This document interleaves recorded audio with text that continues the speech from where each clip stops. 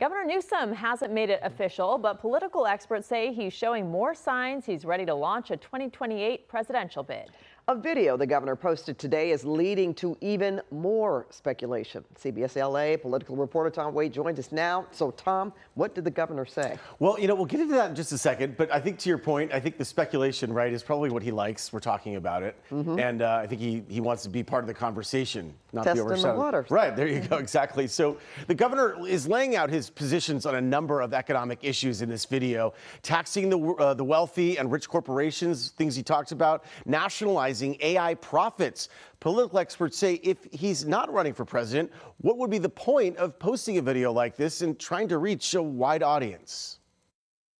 It's time to democratize the American economy. Governor Newsom raising eyebrows after posting this clip to social media on Friday. Newsom, who has only once publicly mentioned his possible run for president in 2028, appears to be staking out his positions on key national issues. It's time for a national billionaires tax and a new social contract. The billionaire tax, a key issue as California voters will decide this November on a ballot measure on whether to impose a one-time tax on the state's billionaires to cover health care cuts from the Trump administration. Newsom trying to make clear he supports taxing billionaires, but on a federal level. He says if it's done by state, that allows billionaires to move and take their tax revenue with them. The politics of his party, as we saw this week in New York, is becoming very socialist.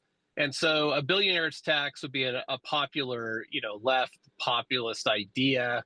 The problem is, if you do it in California, most people agree, including even the teachers union, that you're probably going to bring in less money to the state. I don't think anybody doubts that he's going to run for president, and he has to be able to manage this message.